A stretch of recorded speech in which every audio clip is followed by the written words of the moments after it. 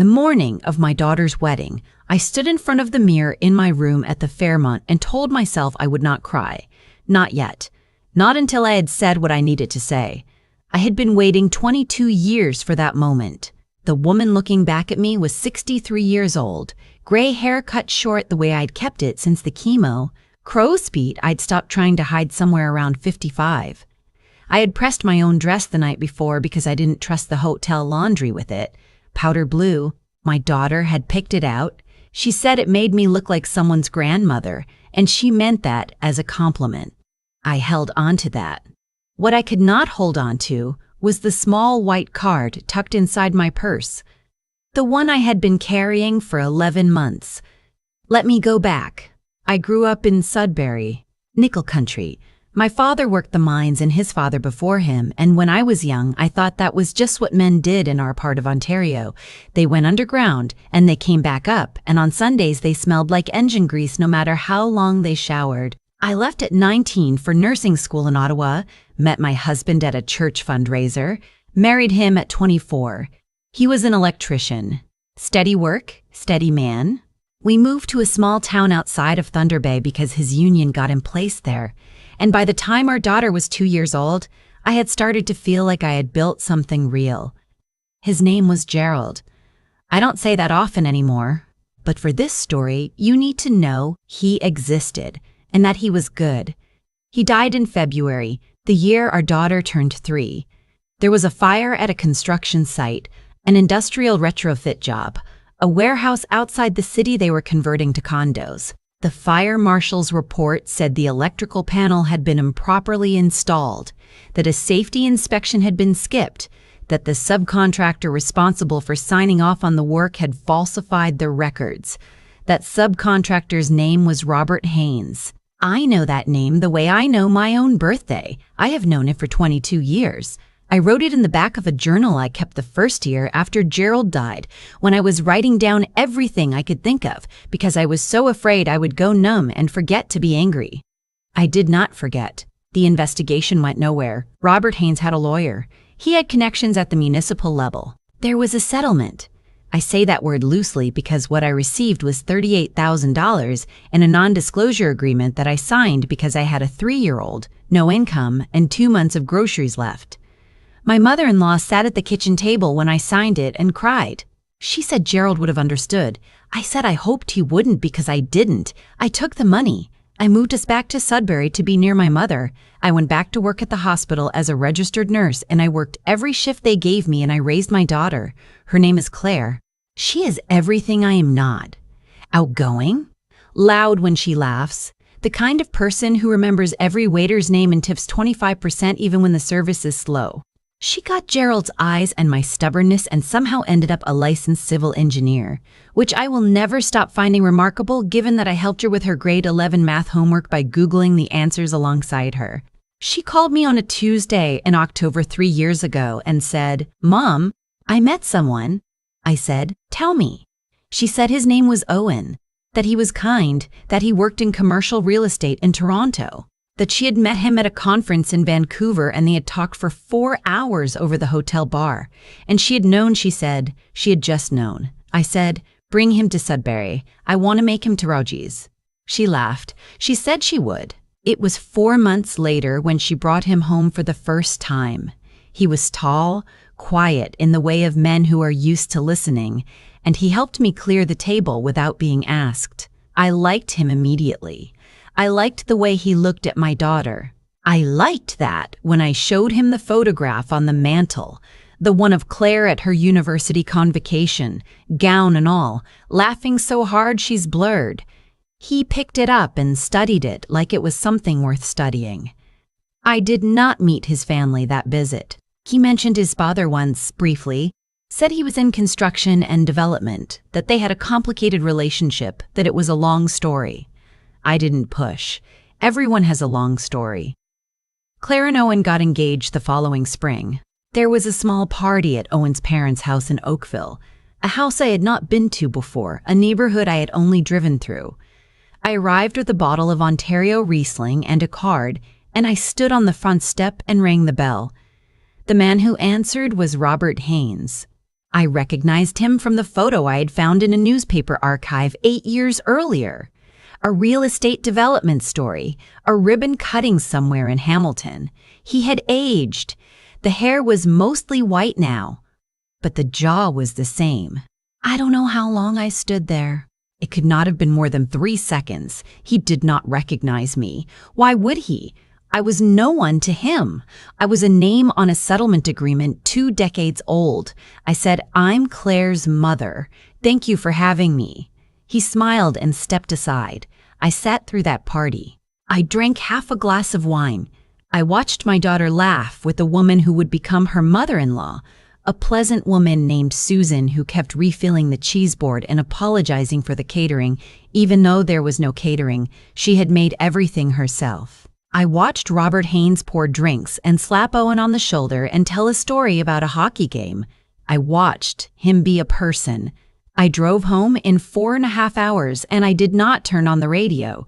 I did not tell Claire. I know what you're thinking. I know because I have thought it every single day since. She had a right to know. She was about to marry into that family. She deserved the truth. But I also knew my daughter. I knew that if I told her, she would feel that she had to choose. And I knew, not feared, knew that any choice I forced her to make would fracture something between us that I had spent 30 years building. I had watched other mothers do that. I had watched them turn their grief into leverage and lose their children over it. I was not going to do that. What I was going to do was figure out if there was another way. I called a lawyer the week I got back, a woman I had found through the Law Society of Ontario, someone who specialized in workplace negligence. I explained the situation. She was quiet for a long time when I finished. Then she said, "You signed an NDA." I said, "I know."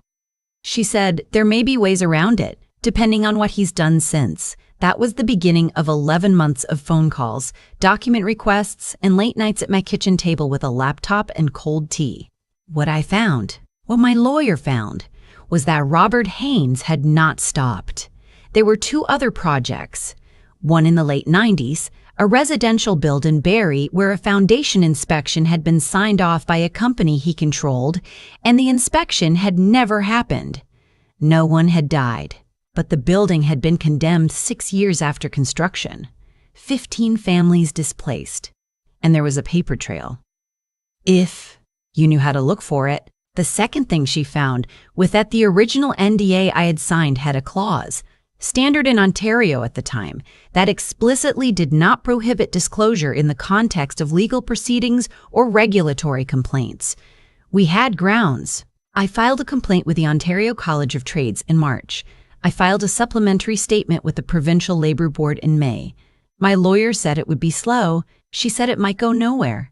She said I should be prepared for that. I said, "I've been prepared for things going nowhere for 22 years. She sent me a white card in June. It was a professional summary, a 1-page document outlining the regulatory actions that had been initiated, the reference numbers, the names of the investigators assigned, a paper trail with my name on it. I put it in my purse. I did not tell Claire. The wedding was September 14th. Claire had booked a venue outside of Barrie, a converted barn on a property overlooking the lake. The kind of place that takes your breath away on a clear day, and on that day the sky was the particular blue you only get in Ontario in September. The blue that makes you understand why people who leave always want to come back. I was not seated at the head table. I want to be honest about that. It had been discussed, and I had said it was fine. The table arrangement was a whole thing. There were logistics with Owen's extended family, and I said, genuinely, not martyr style, that I was fine at a table with Claire's friends from university. I know those women. I love those women. They had all brought me Tim's on the morning of the ceremony and made me cry in a good way.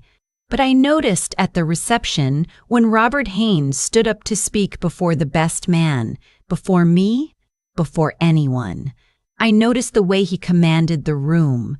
He was practiced at it. He was the kind of man who had spent decades being the most important person in any space he entered. He spoke about Owen for 4 minutes and about his own business accomplishments for 3. He made a joke I didn't understand about a golf trip. Then he said, I am going to say this exactly right because I have replayed it in my head many times. He said, of course, we also want to recognize Claire's family. We understand she was raised in more modest circumstances, and we think it's wonderful that she has found her way to a better situation. He said that at a microphone, in front of 240 people. I heard it land at my table like something dropped from a height. I saw Claire's face across the room go very still. I saw Owen look at his father with an expression I will always be grateful for. It was not approval. I sat for exactly 5 seconds. I don't know who I was in those 5 seconds. I was a woman in a powder blue dress. I was a nurse who had worked night shifts with a 3-year-old at home. I was a widow who had signed a paper for $38,000 because she had no other choice. I was a mother who had kept a secret for 11 months to protect her daughter's right to choose her own life. And then I picked up my water glass and I stood up. The room had not gone quiet yet. There was still the ambient noise of a reception, the clink of cutlery, someone near the back laughing at something. I said clearly, not loud, I'd like to say something. Someone heard me and then someone else, and the room settled in the way that rooms do when they sense something is actually happening. I said, thank you, Robert. Modest circumstances. Yes, I raised Claire alone, on a nurse's salary, in Sudbury after her father died on a job site when she was 3 years old. A job site where a safety inspection was falsified by a subcontractor named Robert Haynes. I heard Susan make a sound. I kept going. I said, I'm not saying this to ruin a wedding. I'm saying this because my daughter is the most honest person I have ever known, and she deserves to know who is at this table. A complaint has been filed with the Ontario College of Trades. There is an ongoing investigation. The reference number is on file. Anyone who wants to know more is welcome to ask me directly. I put my water glass down. I sat. The silence lasted about 4 seconds. Then Owen said loudly, Dad, you need to step outside. What happened after? The logistics of it, the way the evening reorganized itself around what I had said. I will not pretend it was clean. It was not clean. Susan was upset. There were relatives who left early. There was a conversation in a hallway between Owen and his father that I did not witness, but that lasted, I was told, 40 minutes. Claire came to find me 45 minutes after I sat down. I was outside on the dock by then, shoes off, feet above the water. The sky had gone the color of a peach. She sat down next to me, and for a while neither of us said anything. Then she said, How long have you known? I said, Since the engagement party in Oakville. She was quiet. I said, I'm sorry I didn't tell you sooner. I didn't know how to tell you without making you choose. And I didn't want you to choose. I wanted you to have what you had with Owen because it's real and it's good, and it has nothing to do with what his father did. She said, I would have chosen you. I said, I know. She cried. I cried. A duck came very close to us on the water, completely indifferent to the whole situation, and we both laughed. The way you laugh when you've been crying and then something small and ridiculous intervenes and reminds you that the world is still ordinary. She said, What happens now? With the investigation? I said, I don't know. My lawyer says it could take years. It might not go the way we want, but there's a record now. There's a record that didn't exist before. She nodded. She took my hand. Owen came and found us about 20 minutes later. He stood at the edge of the dock and he said, I owe you an apology. I knew my father was. I knew he was not a good man in business. I didn't know the specifics. I should have asked. I looked at him for a long moment. He looked back. He has steady eyes, that young man. The kind of eyes that don't look away from things. I said, You didn't do anything wrong. He said, I'm going to make sure he cooperates with the investigation. I believed him. The dance floor opened an hour later. Claire danced with Owen, and I sat at my table with her friends, and one of them, a woman named Bev, who had been Claire's roommate in second year, leaned over and said, That was the most Canadian mic drop I have ever witnessed in my life. And I laughed until my eyes watered. Robert Haynes was not at the venue at the end of the night. I don't know where he went. I don't spend time thinking about it. What I think about, on the mornings when I sit at my kitchen table and drink my tea and look out at the birch trees in the backyard, is Gerald. I think about what he would have thought of Claire. I think he would have been unbearably proud. I think he would have liked Owen. I think he would have made a terrible speech at the wedding, the kind that goes too long and circles back to itself and ends up being about a fishing trip somehow, and everyone would have loved it anyway. I think he would have wanted this. The investigation is still ongoing. In November, 3 months after the wedding, the regulatory board confirmed they were proceeding to a formal hearing. My lawyer says it is the first step. She says the process is what matters. She is right. The process is what matters, and the record, and the fact that I stood up in a powder blue dress in front of 240 people and said his name out loud at last. Claire is 3 months pregnant. She told me on a Sunday, on the phone, the same way she tells me everything. No preamble, just the fact, clear and clean, like she knows I can take it. I sat down right there in the kitchen. I said, "Is it a girl or a boy?" She said, "We're not finding out." I said, "Fair enough." She said, "Mom?" I said, "Yeah." She said, "Thank you for not waiting any longer." I told her I was sorry it took as long as it did. I meant it. She said she understood. I believe she meant that too. We hung up and I went out to the backyard in my socks, which I know is a bad habit, and I stood in the cold October air and looked at the birch trees for a long time. They were almost bare. Just a few leaves left, yellow and stubborn, holding on past the point anyone expected. I thought, that's about right. I've been asked, since that September, whether I regret waiting so long, whether I should have said something the night I stood on that doorstep in Oakville and recognized the man who had taken Gerald from us. I've turned that question over 100 times, the way you turn a stone in your hand until you know every edge of it. What I've come to is this. I don't believe in accidents. Not in the way people mean when they say everything happens for a reason. I find that phrase a bit too tidy for the kind of life I've actually lived. But I do believe that what we do accumulates. Every choice stacks on top of the last one, and eventually the pile is tall enough that you can see something from up there that you couldn't see from the ground. Robert Haynes made choices. He signed off on inspections that didn't happen. He paid lawyers to make it disappear. He walked into rooms for 22 years with his chin up, comfortable in the knowledge that the woman he had harmed was bound by a document and too tired and too alone to fight back. Every one of those choices was a brick he laid himself. And I made choices too. I chose to sign that paper because I had a 3-year-old and 2 months of groceries. I chose to go back to work, to go back to school, to be at every one of Claire's school concerts, even when I'd come off a 12-hour night shift and could barely keep my eyes open. I chose for 11 months not to tell my daughter because I thought, rightly or wrongly, that she deserved to arrive at her own marriage without her mother's grief as a condition of entry. Those were my bricks. What I've learned, and what I want to say to anyone who has ever sat across a table from something unjust and felt utterly powerless, is that patience is not the same as surrender. I waited, but I did not stop. There is an enormous difference between those two things. Waiting without working is just hoping. Waiting while you quietly build a case, call a lawyer, read every document you can find, stay honest with yourself about what you know and what you don't. That is something else entirely. That is preparation wearing the face of patience. Claire forgave me for not telling her sooner. I don't take that lightly. Forgiveness is a thing people give you, not a thing you're owed. And she gave it freely. Sitting on that dock with her feet above the water and a duck floating by like nothing in the world was wrong. What she said to me, that she would have chosen me, I believe her. But I also know that I didn't make her prove it, and I'm glad for that. Loving someone sometimes means protecting their freedom to choose, even when you're terrified of what they might choose.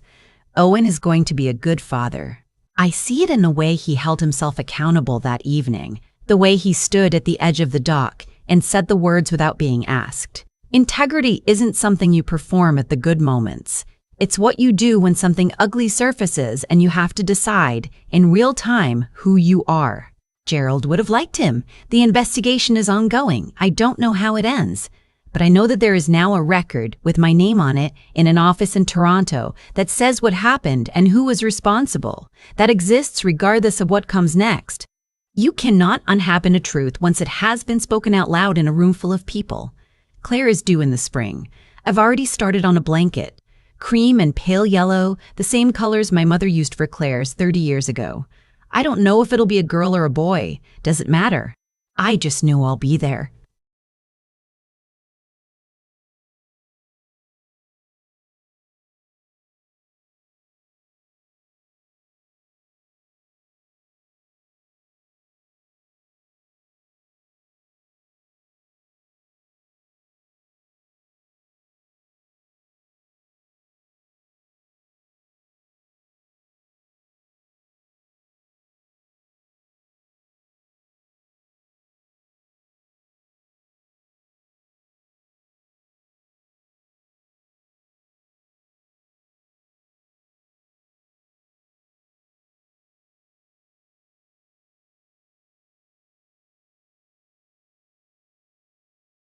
The morning I collapsed, I was carrying a casserole dish. That's the detail I keep coming back to. Not the chest pain, not the way my vision went white at the edges, not the sound of ceramic shattering on the church hall floor. Just the image of that casserole dish, the one my mother gave me 40 years ago, the one I'd used every single Thanksgiving since Gerald passed, spinning away from my hands before I hit the linoleum. I was setting up for the Wednesday potluck. St. Andrew's United in Barrie, Ontario. Same thing I'd done every week for 11 years since I retired from teaching. Same hall, same folding tables, same fluorescent lights that always flickered near the kitchen door. And then I wasn't doing anything at all.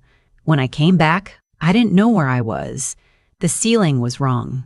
Too white, too bright, and there was a sound, a rhythmic beeping that I couldn't make sense of for a long moment. And then I felt the tube in my arm and something tightened in my chest that had nothing to do with the heart attack, because the first face I saw wasn't my son's. It was Paulette, my neighbor from 2 doors down, 71 years old, still in her winter coat with the Tim Hortons cup in her hand and mascara smudged under her eyes. She'd been crying. "Ruthie," she said. "Oh, thank God. Thank God." Her real name is Paulette Godfrey, and she has lived beside me on Cundles Road for 16 years. We share a fence line and a habit of dropping off baked goods without calling first. She is not my family. Not by blood, anyway. I looked past her. I looked at the doorway. I looked at the empty chair beside the bed. "Where is my son?" I said. Paulette's face did something complicated. She set down her coffee very carefully. "He's being reached," she said. "His name is Garrett. He's 42 years old. He works in commercial real estate in Calgary, and he has a voice that gets very smooth and reasonable when he's about to explain why something isn't actually his fault. He is my only child. When my husband Gerald died 9 years ago, it was Garrett who stood at the graveside with his arm around my shoulders and told me I would never be alone. He said that. Those exact words. "You will never be alone, Mom." I believed him the way you believe things when you're standing in a cemetery in November with fresh dirt on your good shoes. The hospital staff had his number from my emergency contact form. They called him at 11:14 in the morning. They called again at 11:14 in the morning. They called again at 11:31, at 11:52. The nurse on my ward, a young woman named Deepthi, who I will remember kindly for the rest of my life, told me later that she personally tried to reach him 39 times over the course of 2 days. 39 times. He never answered. The surgery was for a blockage. Not as severe as it might have been, the cardiologist told me, but serious. I needed a stent. I needed monitoring. I needed someone to sign forms and sit in the family consultation room and listen to the discharge instructions. Paulette did all of it. She called her daughter to watch her cat. She slept in the chair beside my bed with her coat folded under her head. She ate terrible vending machine sandwiches and drank approximately 40 Tim Hortons coffees. And she never once made me feel like a burden. She just showed up and stayed. "You don't have to do this," I told her on the second morning. "Oh, hush," she said. "You brought me soup when I had my knee replaced. You think I don't remember that? I lay there in that hospital bed and I thought about the casserole dish, broken on the church hall floor. I thought about Gerald. I thought about the 11 years I'd spent being quietly, competently alone, telling myself it was fine, telling myself Garrett was busy, telling myself the distance between Barrie and Calgary was just geography. On the afternoon of the third day, Deepthi came in with the look of someone delivering news they'd been rehearsing. "Mrs. Holloway," she said, "we did finally reach your son." "Oh," I said, "he says he'll call you when he lands." When he lands, I asked Deepthi if she could close the blinds, and then I lay very still in that white room, and I let myself understand something I had been refusing to understand for a very long time. He called on a Tuesday evening. I was home by then, moving slowly around my kitchen with Paulette's chicken soup in the refrigerator and a handful of new prescriptions on the counter.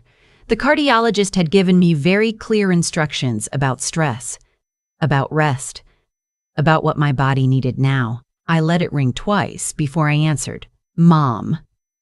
His voice was warm, concerned, the voice he uses when he's trying to land a deal with a difficult client. "Mom, I am so sorry. I was in Whistler. The cell service up there is genuinely terrible. I'm not exaggerating. 39 calls, Garrett." Silence. "The nursing staff tried to reach you 39 times, I said. Over 2 days. Mom, I had a heart attack. I had surgery. I was unconscious for most of 3 days. I kept my voice very even. The cardiologist had said no stress. I was not going to let this be stressful. Paulette Godfrey slept in a hospital chair for 3 nights, so I wouldn't wake up alone. Paulette, he said her name like he was trying to place her. My neighbor of 16 years. "I'm not angry," I said. And the strange thing was that it was almost true. I wasn't angry the way I'd expected to be. I was something quieter and more permanent than anger. "I just wanted you to know. I'm going to book a flight. I'll come out next week." "Don't," I said. "I'm going to rest.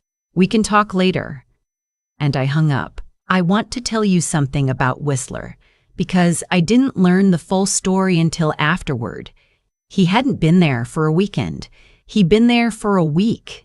It was a company retreat, the kind of thing that gets called a retreat, but is really just expensive skiing with tax implications. He'd left his personal phone in Calgary and only brought his work phone.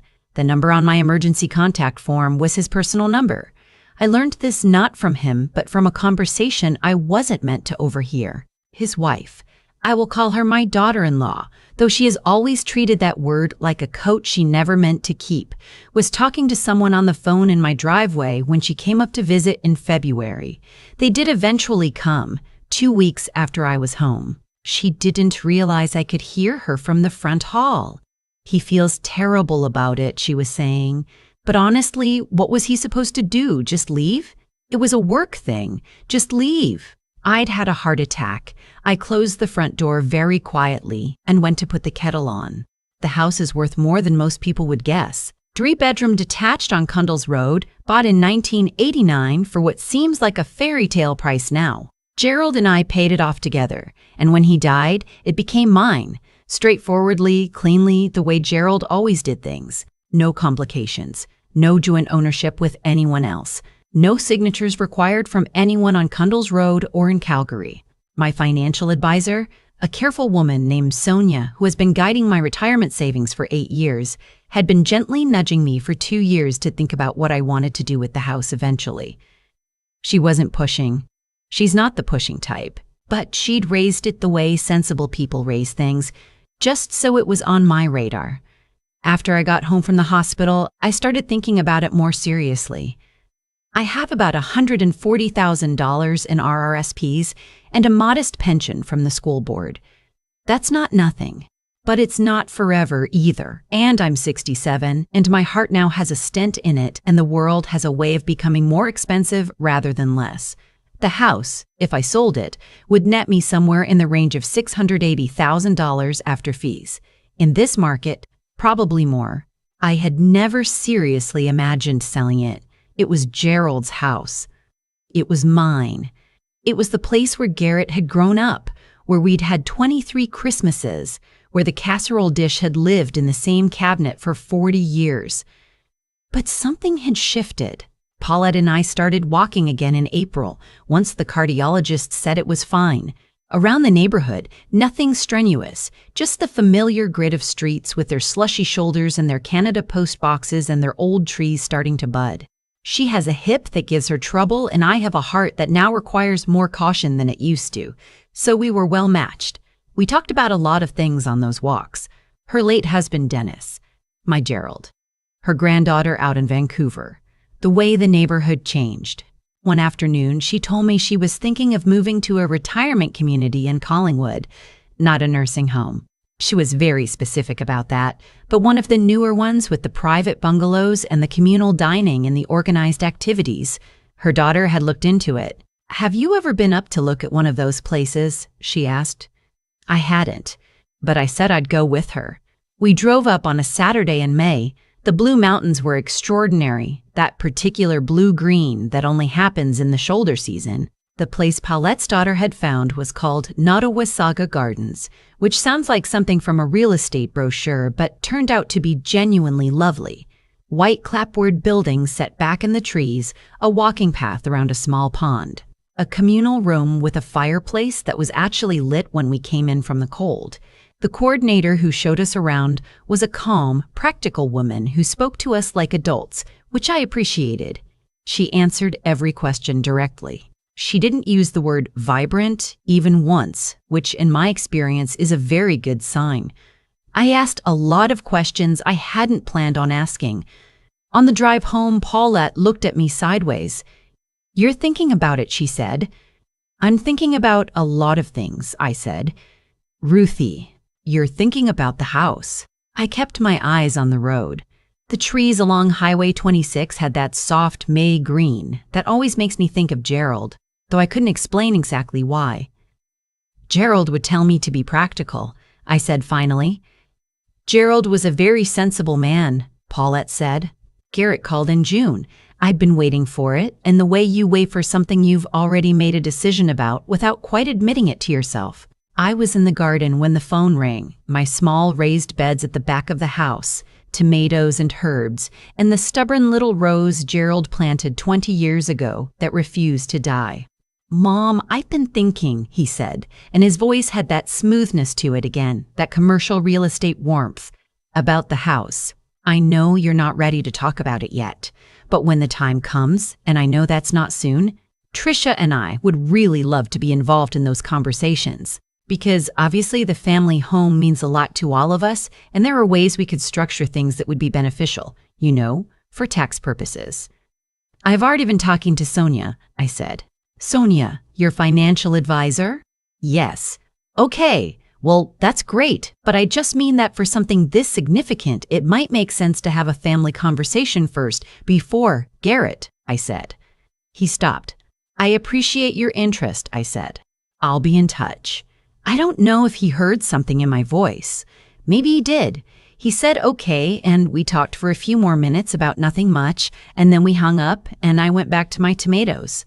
That same week, I made an appointment with a real estate lawyer named Huang Wei, who had been recommended to me by a colleague for my teaching days. I also called Sonia and had a very long and productive conversation about options. I want to be clear about this.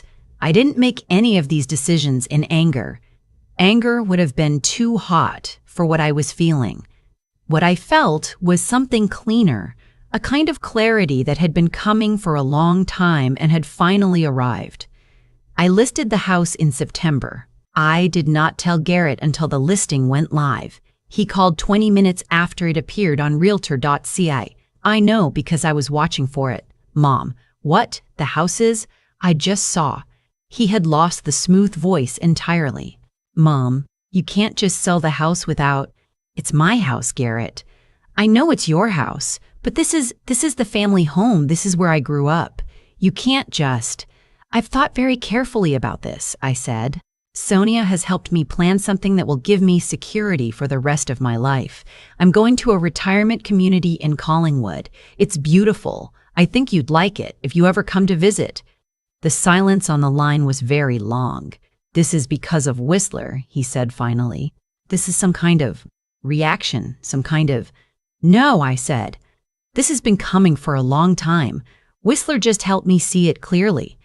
"Mom, I had a heart attack," I said. "I was unconscious for 3 days. The hospital called 39 times. You didn't answer." Paulette Godfrey, my neighbor, slept in a hospital chair so I wouldn't wake up alone. That happened. And I've done a lot of thinking since then about what my life looks like and who is actually in it and what I need. He started to say something about flying out, about sitting down and talking, about how things could be different. "You're welcome to visit," I told him. "I mean that.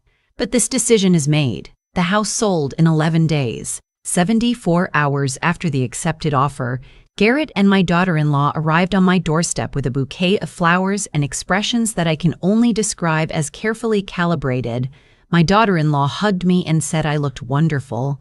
My son stood in the front hallway of his childhood home and looked at the walls where the pictures had already come down. The marks on the wallpaper where Gerald's bookshelves had stood for 30 years, and something moved through his face that I couldn't quite read.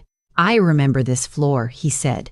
He meant the hardwood in the hallway, the old maple that had creaked under small feet for years. "I know," I said. I made tea. We sat in the kitchen. He apologized. A real apology this time, not the smooth managed version, something rougher and less practiced. He said he'd been selfish. He said he was scared when he thought about me alone in that hospital, and he hadn't known how to handle it, and so he hadn't handled it at all, which he knew was no excuse. I listened. I thanked him. I told him I loved him. And then I told him that I was going forward with my plans. He nodded. He looked out the kitchen window at Gerald's rosebush. "Dad would have liked Collingwood," he said. "He would have loved it," I said. The skiing. Something shifted between us in that moment. Not repaired. That would be too big a word. But shifted. A small, honest movement towards something that might eventually be solid ground. I moved in February. My unit at Nottawasaga Gardens has 2 bedrooms, which was important to me. The second bedroom has a good chair by the window and bookshelves, Gerald's bookshelves, refinished, and room enough for a guest. Paulette is in the next building. We walk around the pond every morning that the weather allows, and sometimes in the snow too, with our good boots on. I kept $640,000 from the sale. The rest went to fees and taxes and moving costs, the ordinary math of a life being reorganized. Sonia put most of it into a conservative income portfolio, the kind that Gerald would have approved of, the kind that won't make me rich but will mean I never have to ask my son for anything. That last part matters more than I thought it would. The casserole dish, by the way, survived. One of the women from St. Andrews collected the pieces from the church hall floor and brought them to a potter she knew, who repaired it using a technique, I looked it up later, called kintsugi, the Japanese practice of filling broken places with gold. It sits on the windowsill in my kitchen here. The cracks catch the morning light. I think about that sometimes when I'm making tea and the sun is coming through the window over the Blue Mountains and Paulette is about to knock on the door and the pond outside is doing whatever it does in whatever season. I think about how something can break and be repaired and be more beautiful for it. I'm not sure I would say that about myself yet. I'm still figuring out what the gold looks like. But I'm here. I'm warm. My prescriptions are organized. My heart, the one with the stent in it, the one that quit on me in the St. Andrews Church Hall on a Wednesday morning in November, is, according to my cardiologist, doing remarkably well. I think Gerald would find that funny. I think I do too. I've been sitting with this story for a while now, trying to figure out what it actually means. Not in a grand, sweeping sense. I'm 67 years old and I've lived long enough to be suspicious of grand, sweeping conclusions. But in the quiet, ordinary sense of what happened here and why, and what does a person do with it? What I keep coming back to is this. The things we let slide have a way of accumulating. Not loudly, not all at once. They stack up in small, polite increments. The Christmas he called 2 days late, the birthday where the card arrived without a note, the years of, "I'll come out soon, Mom," that didn't quite materialize. I told myself it was fine. I told myself he was busy. I told myself that geography was just geography and that love didn't require proximity. And maybe that's true. Maybe it is. But there's a difference between distance and absence, and I didn't let myself see that difference clearly until I was lying in a hospital bed with a tube in my arm and the chair beside me was empty. Paulette filled that chair. Paulette, who owed me nothing except the memory of soup and 16 years of shared fence line. She showed up without being asked and stayed without being thanked. And that taught me something I should probably have understood earlier, that loyalty is a practice, not a declaration. Garrett declared it at his father's graveside. Paulette just practiced it quietly in a hospital chair with a bad back and a Tim Hortons cup. I think about that a lot. About how we spend so much energy tending to the relationships we're told are supposed to matter, and so little energy noticing the ones that actually do. Selling the house wasn't revenge. I want to be clear about that because I know how it might look from the outside. It was a decision I made with my own head and my own heart. The repaired one and my financial advisor Sonia's careful guidance and the kind of clarity that only seems to come after something breaks. Not cruelty. Clarity. There's a difference, and the difference matters to me. What I did was stop organizing my life around someone else's potential. I stopped saving the house for a version of my son that kept not quite arriving. I stopped treating my own security as a secondary concern, something to sort out later, after everyone else's feelings had been managed. I stopped waiting. That's the thing nobody tells you about getting older, or maybe they tell you and you don't hear it until you're ready. Waiting is also a choice. Staying small is also a choice. Keeping the doors open at the expense of your own warmth is also a choice, and you're allowed to make a different one. I'm not a cautionary tale. I'm not a lesson. I'm just a woman who had a heart attack in a church hall on a Wednesday morning and woke up understanding something she hadn't understood before, that the life I had was the only one I was going to get, and I'd spent too much of it managing other people's comfort at the expense of my own. The casserole dish sits on my windowsill. The cracks are filled with gold. That's not a metaphor I invented. It's an actual Japanese technique, kintsugi, the art of repairing broken things by making the damage visible rather than hiding it. I think that's what I'm trying to do. Not pretend the break didn't happen, not patch it over and act normal.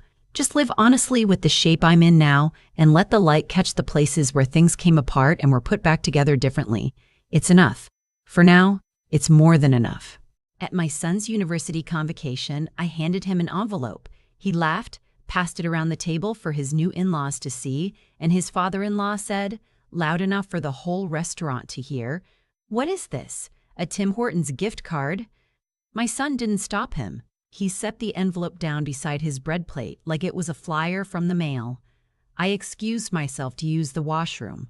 I walked past the hostess stand, out the front door, and into the June evening on King Street. I didn't go back. The next morning, I called my financial advisor and told her I needed to restructure everything. Before I continue, I want to ask you something. Have you ever worked your whole life to build something for someone only to watch them treat it like it was nothing? Leave a comment below. I read every single one, and if these kinds of stories speak to you, subscribe. Some of what I'm about to tell you has been fictionalized slightly for privacy, but the heart of it is real, and the lesson is one I carry every day. Now, back to that envelope. The restaurant was called Ardmore. It was in downtown Hamilton, Ontario, the kind of place with white tablecloths and a wine list printed on heavy cardstock. My son's new wife had chosen it. She came from money, or at least from people who were very good at looking like they did, and she'd wanted somewhere that matched the Hartley family image.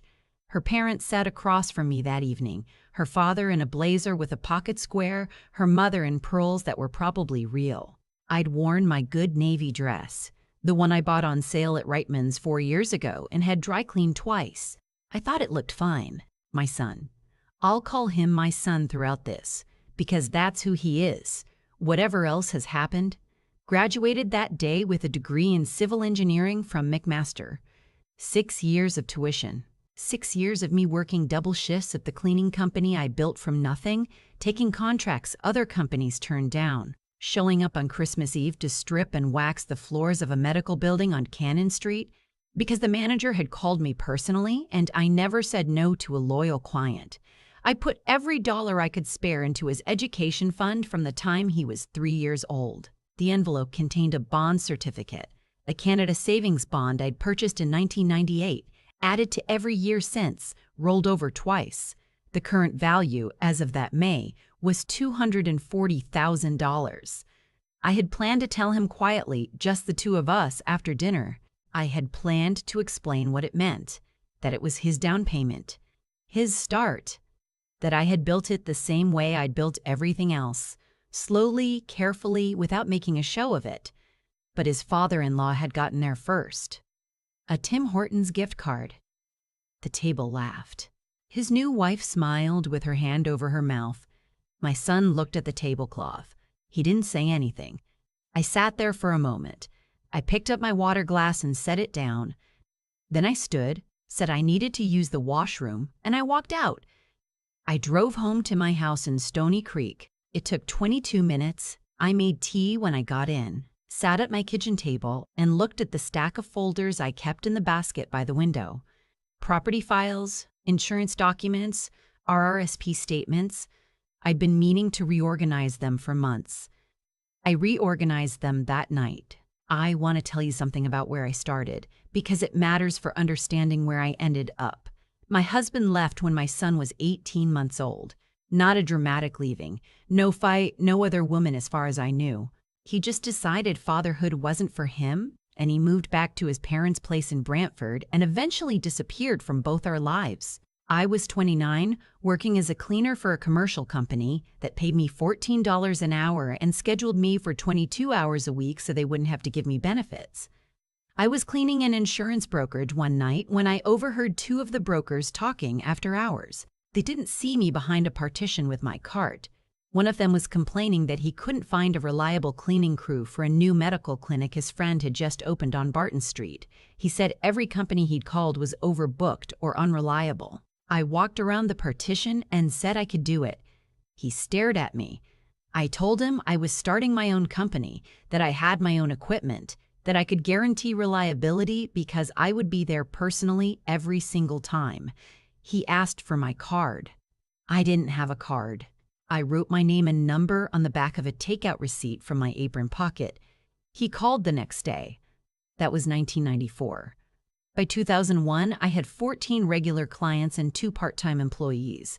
By 2010, I had 38 contracts and had moved out of our apartment into the house in Stony Creek, which I bought with a down payment I'd saved over 11 years.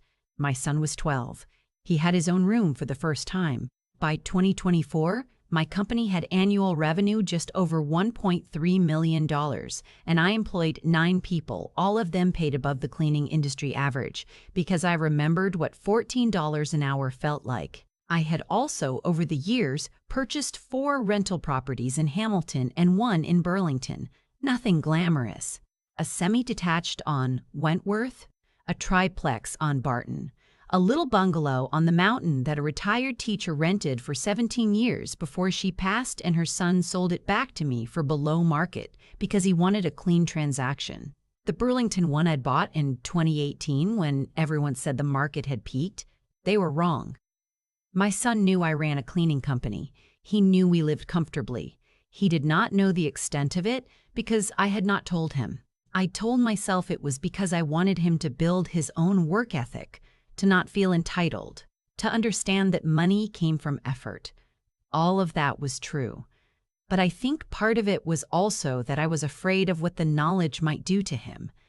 I'd seen what easy money did to people. After the convocation dinner, my son called twice that night and once the next morning. I didn't answer. I needed to think clearly, and I couldn't do that while also managing his feelings. I called my accountant, Ingrid. She was not on the list of names I'm forbidden from using, but I'll call her Ingrid regardless because that's her actual name and she's earned being named properly. I told Ingrid what had happened and what I was thinking. She was quiet for a moment. Then she said, "You want to restructure the trust. I want to understand my options." We met the following Tuesday.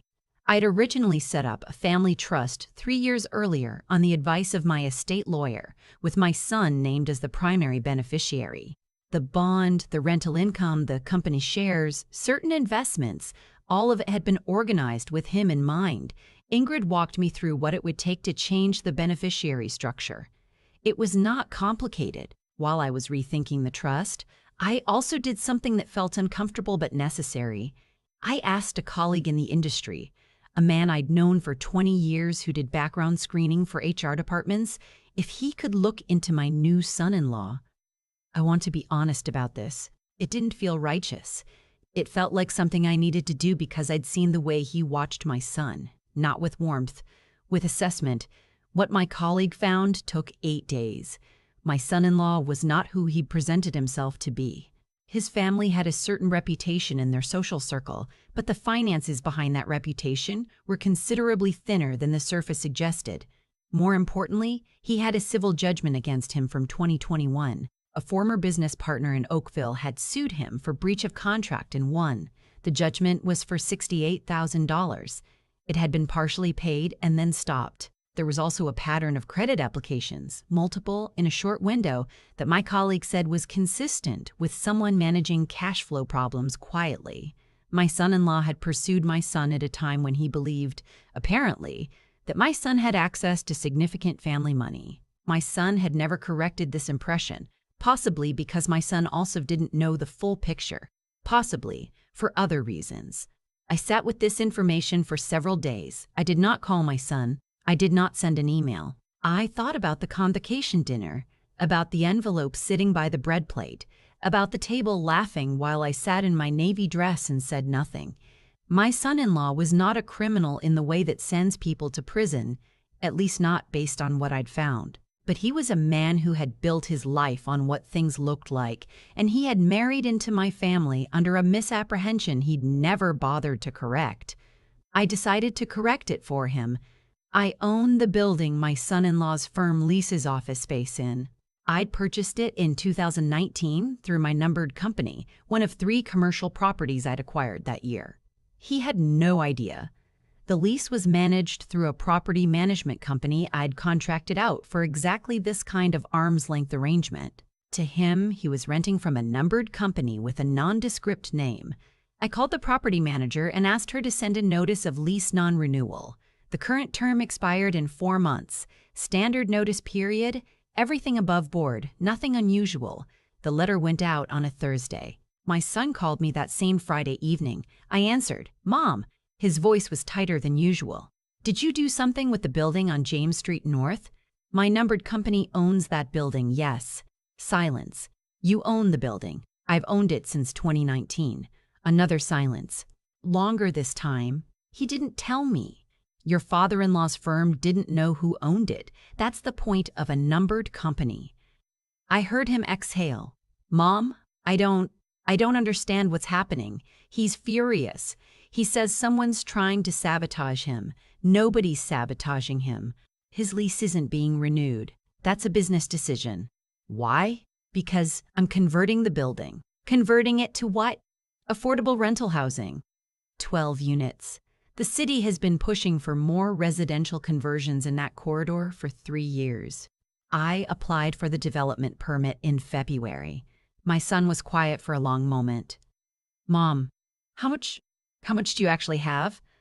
I had been waiting for this question for 30 years. I told him to come to the house on Sunday morning. I told him to come alone. He came alone. I made coffee and we sat at the kitchen table where I'd sat the night of the convocation dinner, reorganizing my files. I put the folders on the table, the property documents, the company financials, the trust documents, the RRSP and TFSA statements, the investment account. I watched his face while he read. He didn't say anything for a long time. When he finally looked up, his eyes were wet. "Why didn't you tell me?" It wasn't a question. It was something else. Something between grief and disbelief. "Because I wanted to know who you would become," I said. "Not who you'd become if you knew there was money behind you. That's not fair." "No, it's not." I wrapped my hands around my coffee mug. But what happened at the Ardmore was also not fair, and you didn't say a word. He looked at the table. I know. Your father-in-law called it a Tim Hortons gift card in front of a restaurant full of people, and you sat there. I was embarrassed.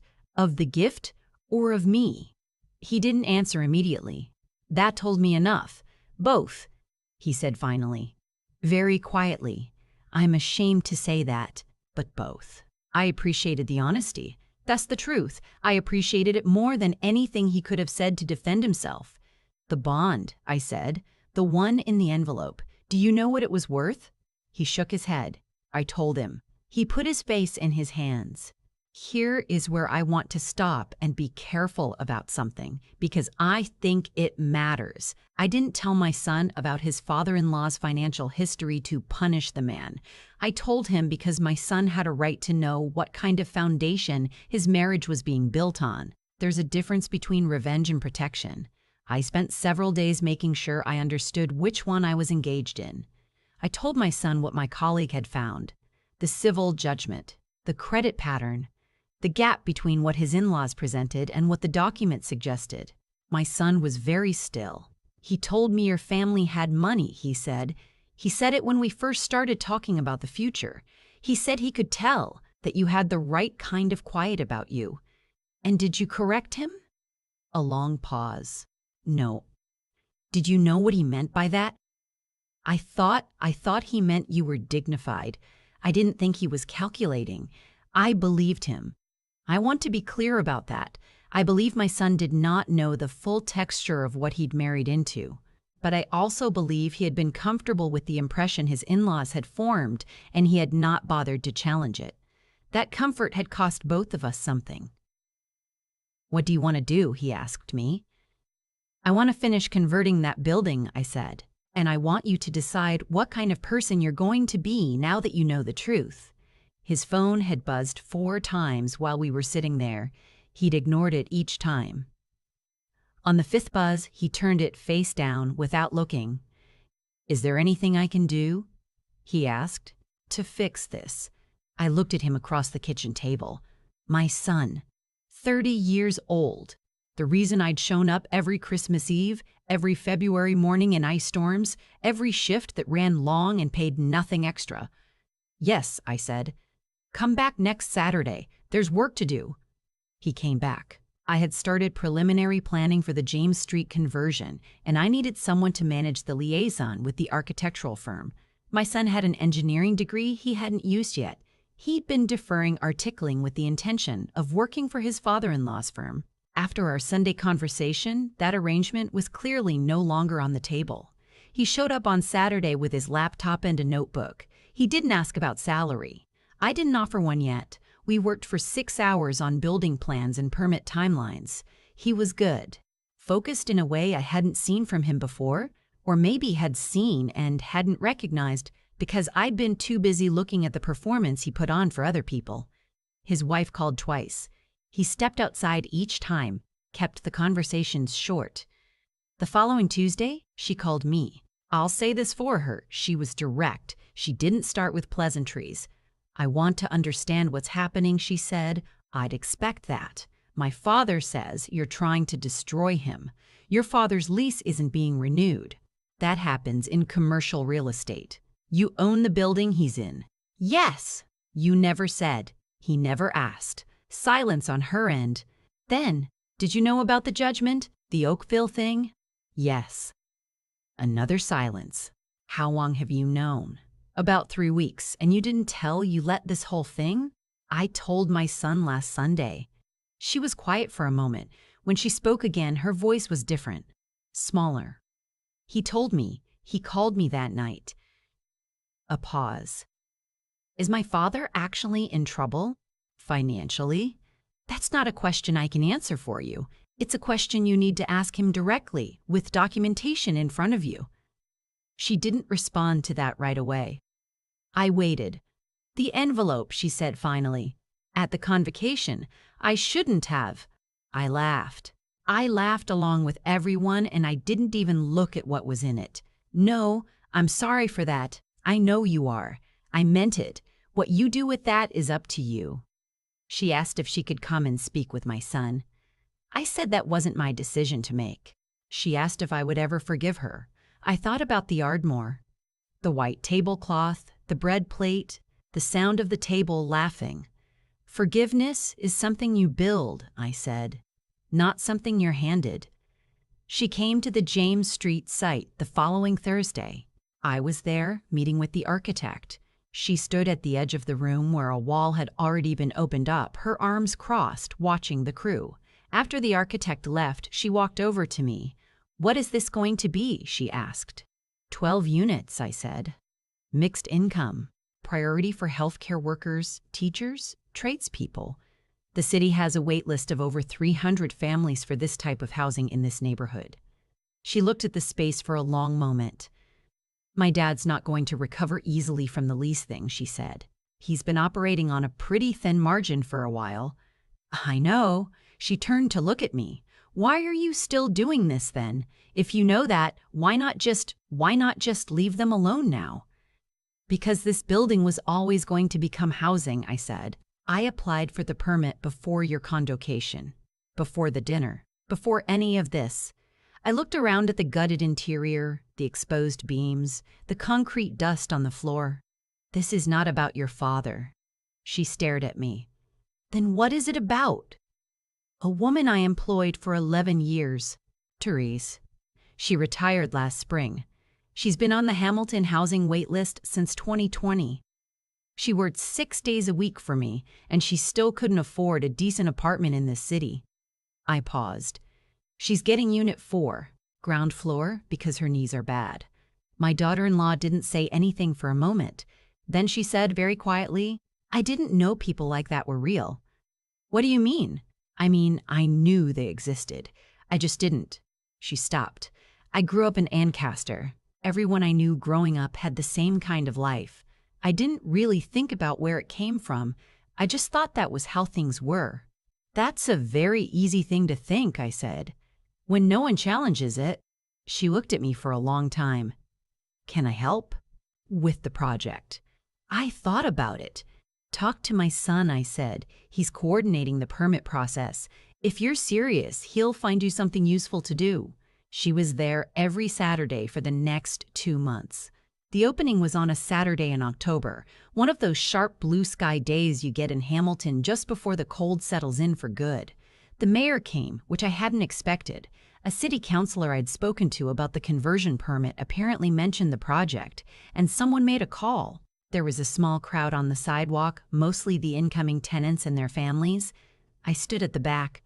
Therese was in the front row with her daughter, who'd driven up from Guelph. When they handed her the key to Unit 4, she held it in both hands for a moment before she opened her fingers and looked at it. That's the image I'll keep. Not the ribbon cutting, not the speeches. Therese holding that key. My son stood beside me at the back of the crowd. He'd spent 4 months on this project without a salary. He'd started articling in September at an engineering firm in the North End, entry level, the kind of position he'd have turned his nose up at a year ago. He showed up every day. "Philip says you're thinking about the Wentworth property next," he said. "Not Philip from the original story. My property manager's name is actually Neil, but I'm keeping names changed throughout. Converting the semi. I'm thinking about it. I want to be involved." I looked at him. "You're articling. You have actual work? Evenings and weekends." He paused. "I want to build something. I want to know how to do this." I thought about 1994. The takeout receipt with my number written on it. The doctor's office on Barton Street. "All right," I said, "but you do it properly. We do the numbers together. You understand every decision." He nodded. His wife appeared at his elbow. She'd been helping a family carry boxes. There was a smear of something on her sleeve. She looked tired and fine. "Unit 3 is asking about the parking situation," she said. "The allocation wasn't clear in the welcome package." "I'll sort it," my son said, and went to find them. She stayed for a moment, looked at me. "He's different," she said. "Since the summer." "Yes, so am I." "As sick so." "Am I think." She pulled her jacket tighter. My father settled the judgment. He called the former partner and they arranged a payment plan. He's downsizing the office, moving to a smaller space in Dundas. I know. Neil mentioned the search. She almost smiled. Of course he did. Then, more carefully, my father's not a bad person. He's just been very afraid for a long time and he covered it with noise. A lot of people do. He asked about you, she said. He wants to apologize. For the dinner. I thought about this. Tell him to write it down, I said. A real letter, not an email. I'll read it. She nodded. An apology written down meant the person had to sit with it long enough to find the words. That mattered to me. That night I drove home to Stony Creek, the same house I'd bought in 2001, the same kitchen table, the same basket by the window with the folders. I put the kettle on and sat down. The bond certificate from the convocation envelope was framed on the wall above the table. I'd had it framed the week after the dinner. I didn't do it out of bitterness. I did it because it reminded me of something I needed to remember. The bond was still in my son's name. The trust was still structured the way Ingrid had designed it. I'd adjusted a few things after the Sunday conversation, added conditions that were about process rather than punishment. If he wanted access to the assets, he needed to demonstrate engagement with the work. He was doing that now without being asked. The envelope had not been a Tim Hortons gift card. It had been 30 years of 6 a.m. shifts, of showing up in February, ice, of saying yes to Christmas Eve contracts, of a number written on a takeout receipt by a woman who had nothing but a cart and a willingness to be reliable. My son didn't understand that when he sat at the table at the Ardmore, he understands it now, not because I explained it to him in a speech, because he spent 4 months watching what the money had actually built and lifting boxes alongside the people it was building for. I want to say one more thing before I go, and I want to say it carefully. Don't do what I did with the silence. I kept quiet for 30 years because I thought I was protecting my son, teaching him, giving him the chance to build his own character free from the shadow of money. Maybe some of that was true, but some of it was pride. I wanted to be the woman who had built all of this without anyone knowing, and part of me liked that nobody knew. That was my vanity, not my wisdom. Tell the people you love what you've built and why you built it, not so they'll be grateful, so they'll understand. So when someone calls your work nothing, they'll have the language to push back. My son didn't push back at that table because he didn't have the words. I hadn't given them to him. The gift was never the bond certificate. The gift was supposed to be the story behind it. I just waited too long to tell it. If this story meant something to you, share it with someone who needs to hear it. Have you ever felt invisible because of the work you do? Leave a comment. I read every one. Subscribe if you want more stories like this one, and take care of each other out there. That's all we really have. I've had a lot of time to think about what actually happened that night at the Ardmore, and I think the honest answer is that 3 things went wrong at once, and they all came from choices people made, including me.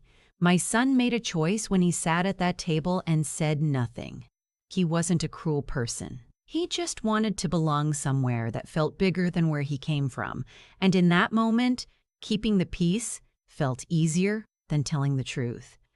That choice had a cost, not because I punished him for it, but because that's simply how things work. When you choose comfort over honesty, you build your life on something that can't hold weight. The crack shows eventually.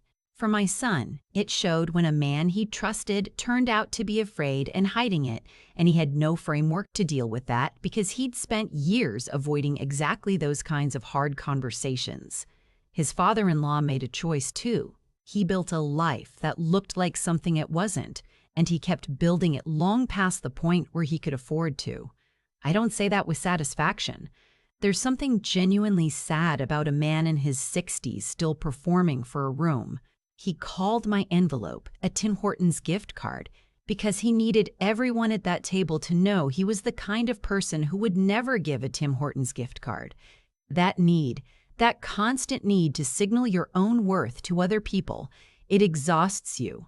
It cost him a client, a lease, a comfortable margin, and eventually a reckoning with his daughter that I wasn't present for, but that she described to me later as very long and not easy. And I made a choice. I chose silence for 30 years because I told myself it was wisdom, and some of it was, but not all of it. Part of it was pride. I liked being the woman who had built something no one knew about. There's a quiet power in that, and I'm not going to pretend I didn't feel it. But power kept entirely to yourself doesn't teach anyone anything. My son sat at that table without the words to defend me because I had never given him the story. I had given him the result: a comfortable childhood, a good education, a house with his own bedroom, but not the process, not the February mornings, not the Christmas Eve shifts, not the takeout receipt. He didn't know what the envelope meant because I had never told him what anything meant. What changed things wasn't the confrontation. It wasn't the lease notice or the restructured trust or even the moment the architect walked through what would become Teresa's apartment. What changed things was my son showing up on a Saturday with a notebook and working 6 hours without asking what he'd be paid. That was the first real thing he'd done in a long time. And it came from him, not from me pushing. I think that's important. You can arrange circumstances. You can remove the false floors people are standing on. But the choice to rebuild something, that has to come from inside the person. Therese held her key in both hands before she opened her fingers to look at it. I keep thinking about that. She'd been on a wait list for 4 years. She'd worked 6 days a week for 11 years and still couldn't get a foothold in this city. There was no drama in her moment, no speech.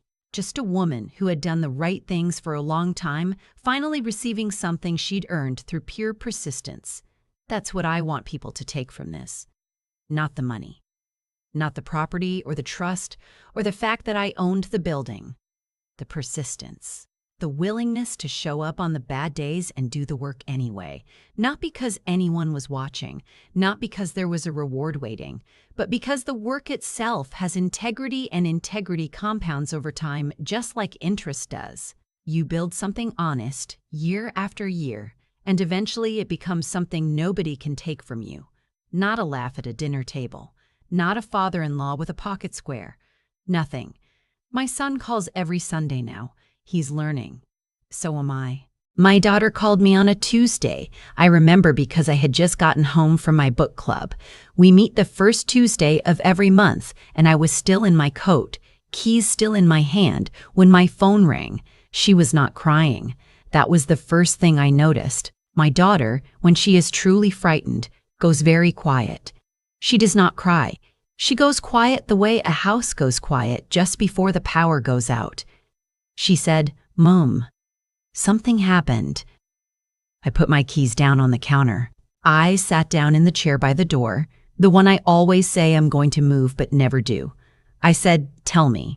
She told me. Her husband, they had been married 6 years, had that morning emptied their joint checking account. Not withdrawn a little, not taken his half. Emptied it. $4,200 gone.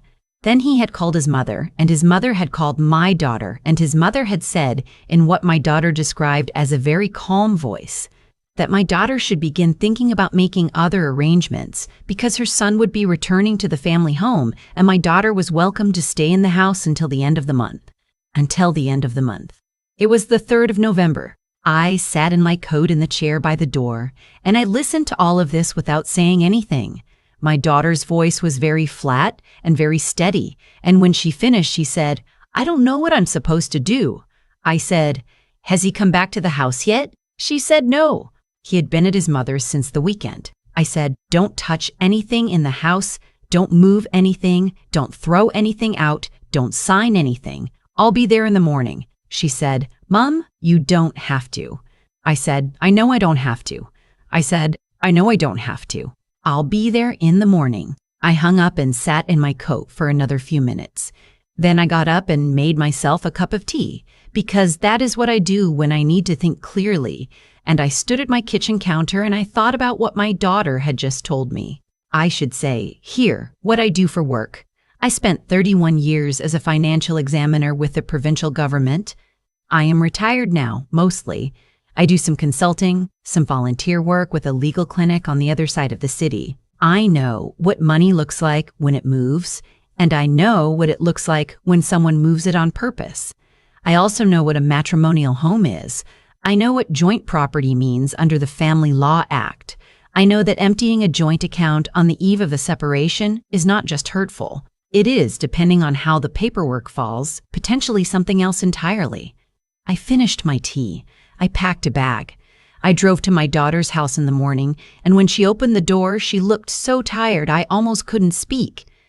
I hugged her for a long time. Then I came inside and I asked her to sit down, and I asked her to tell me everything from the beginning. Her name is Ren. She's 34. She met her husband at university. She was in her second year. He was finishing his degree. They dated for 3 years. They got engaged. They got married in a small ceremony outside of Kingston on a day when it rained for exactly the 20 minutes before the ceremony and then stopped. And my daughter stood under a big maple tree and laughed about it. And she was so beautiful I couldn't look at her without tearing up. His name doesn't matter now. I'll call him what he was, her husband. Past tense. They bought a house together in Ottawa 4 years ago. Small but nice, near the glebe, close to where Ren works. They put down a joint deposit.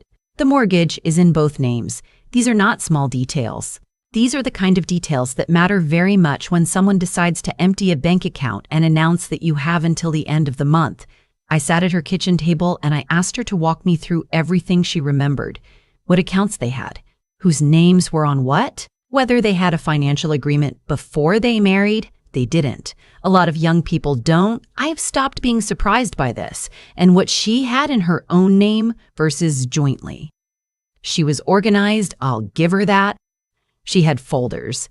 Not perfect, not the way I would have organized them, but she had kept things. Statements, the mortgage documents, the original purchase agreement for the house. I went through everything slowly.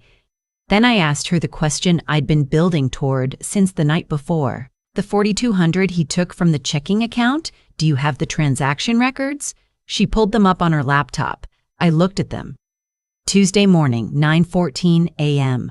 Online transfer, his credentials, the full balance minus the $2 most banks require you to keep the account open. I looked at the date. I looked at the time. I thought about what I knew and what I didn't know yet. Then I asked her, when did he leave for his mother's? She said Saturday. I said, so he left on Saturday, waited 3 days, then transferred the money on Tuesday morning. She said yes. I said, and when did his mother call you? Tuesday afternoon? I nodded. I didn't say anything for a moment. Then I said, Ren, I want to ask you something and I need you to answer honestly. Did he give you any warning this was coming? Anything at all? She was quiet for a moment. Then she said there had been a conversation maybe 6 weeks earlier. An argument, really.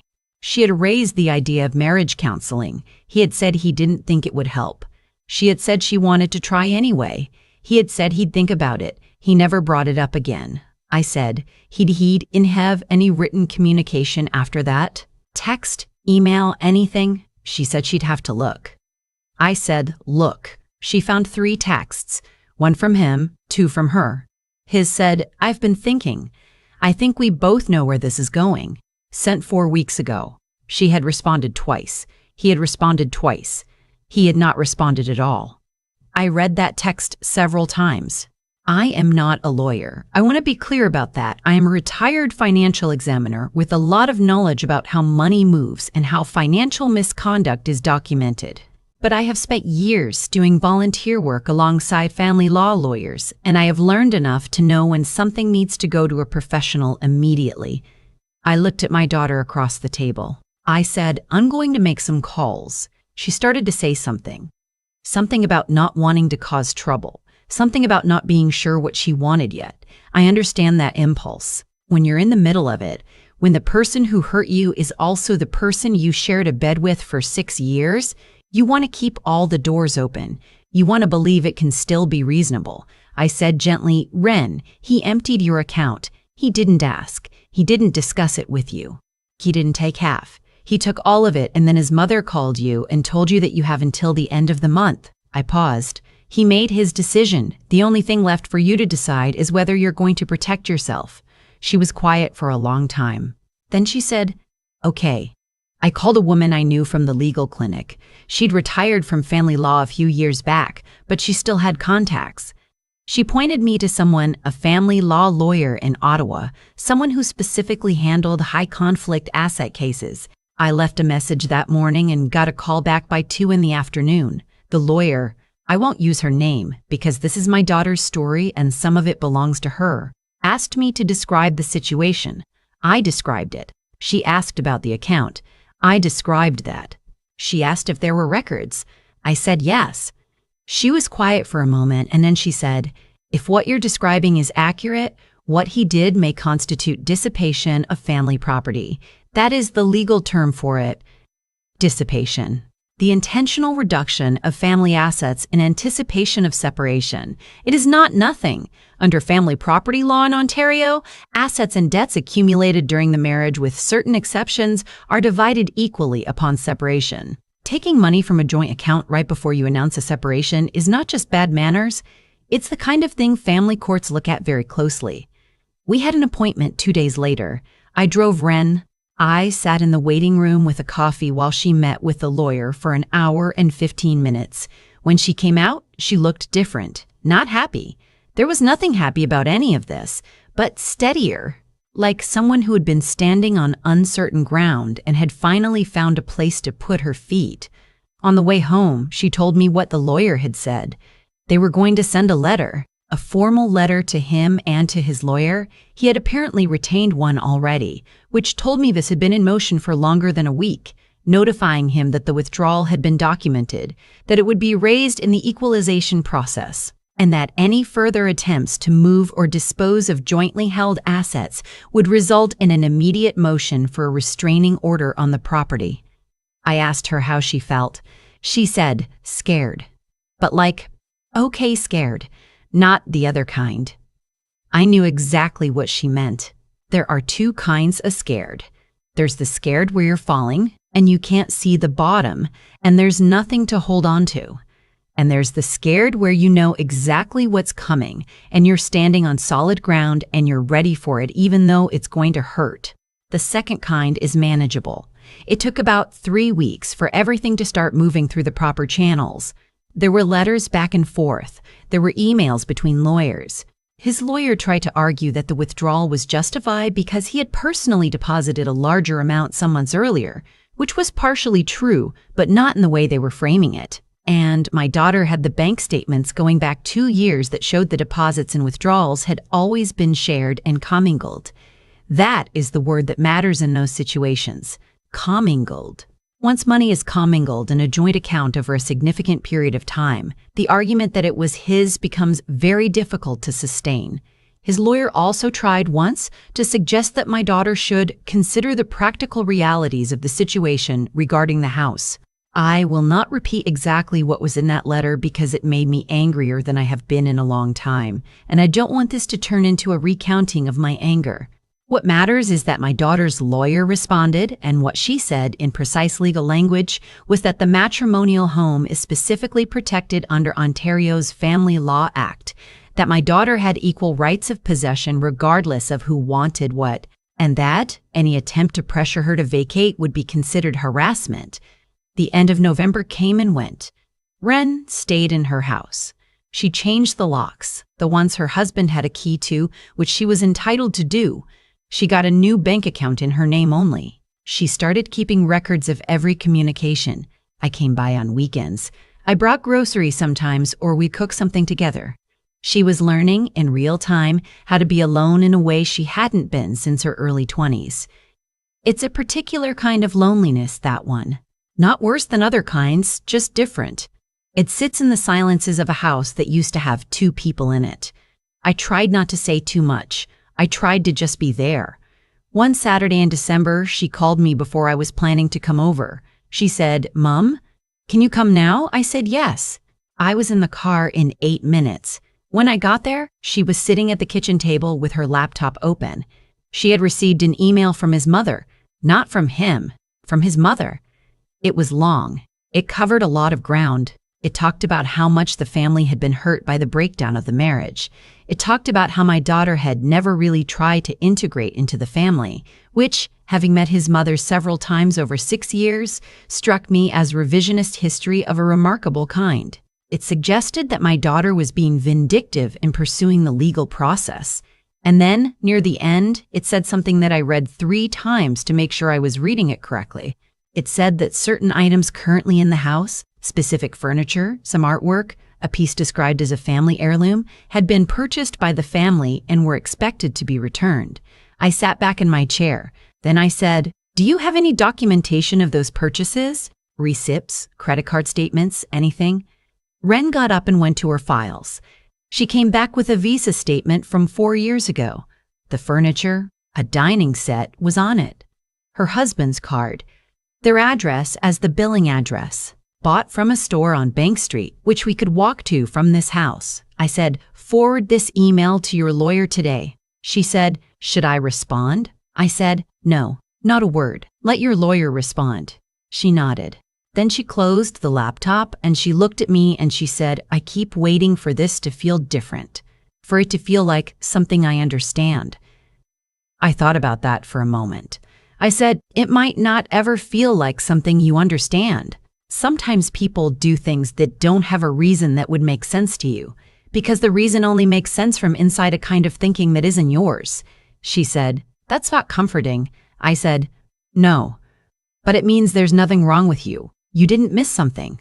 There wasn't a version of this where you could have seen it coming and stopped it." She was quiet. Then she said, "Did you see it coming?" I thought about her husband, about the few times he'd been quiet in a way I'd noticed, about a Thanksgiving 3 years ago when something had happened that I'd filed away and never taken back out. I said, honestly, I had a feeling once or twice, nothing I could have pointed to. She nodded slowly. She said, "I did too." That was the hardest part of all of it, I think. Not the money, not the legal process, not the long weeks of letters and waiting.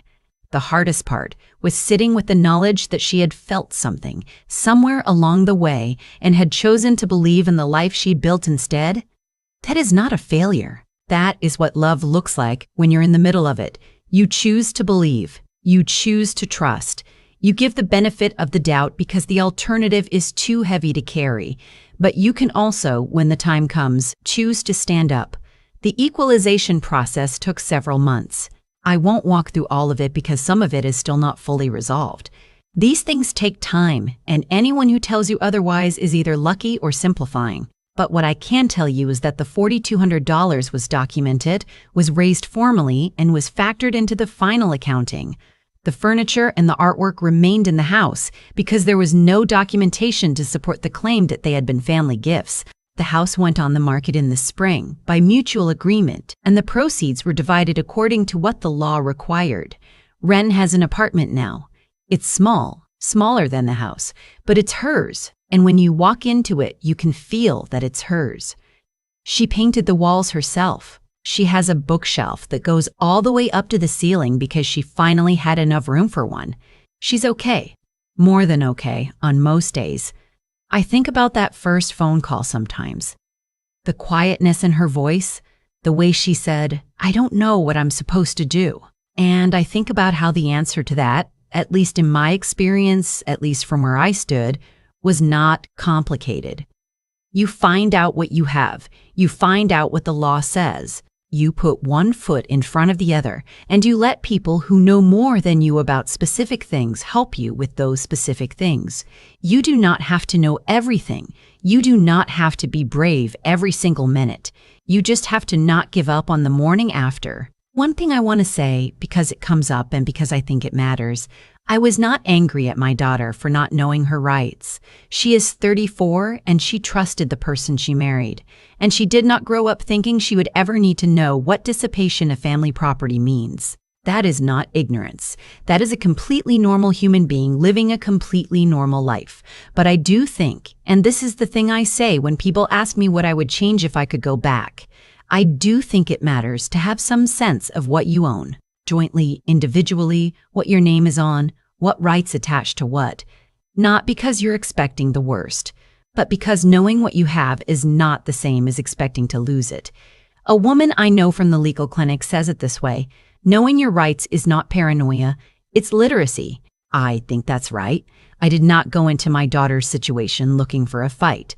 I went in looking for information. Information is what turns fear into something you can work with. It's what turns "I don't know what I'm supposed to do" into "here is the next step," and then the step after that. That's all it is. One step, then the next one. If you're in something like this, or if someone you love is, if you're sitting somewhere right now with that particular kind of quiet that comes before you really understand what's happened, I want you to know that the paperwork is findable and the rights are real and there are people who can help you understand them. You don't have to already know. You just have to be willing to ask.